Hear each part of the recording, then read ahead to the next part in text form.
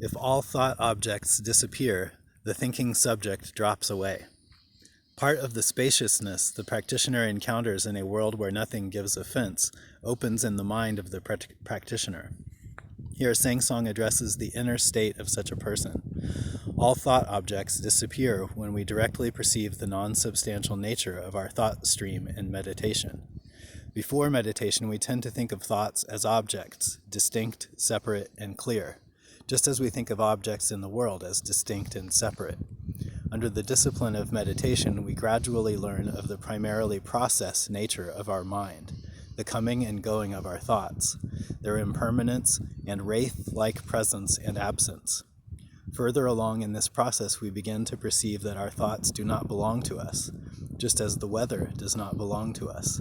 All our thoughts come to us as gifts from other people, as an energy stream moving from person to person and between people, very similar to the stream of food which feeds our bodies. We do not have thoughts. We receive and care for thoughts as gifts, which we then pass on. We function only as stewards for thoughts. At this point, the idea of ourselves as a separate thinking individual falls away. Dogen will make the identical point over 500 years after Sangsong in his Genjo Koan. Dogen writes, quote, "To learn the Buddhist way means to learn about oneself. To learn about oneself means to forget oneself. To forget oneself means to perceive oneself as all things. To realize this means to cast off the body and mind of self and others," close quote. In meditation, first we learn about the self and directly perceive the streaming nature of consciousness.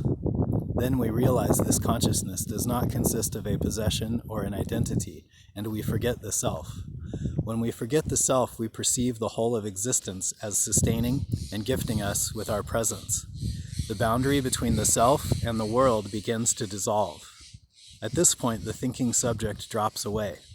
The world thinks, but we no longer take any credit for it. Just as the world breathes us, the world thinks us. Just as air comes to us as a gift from countless others, the world of mind unfolds as a gift. Gratitude immediately arises for all of existence.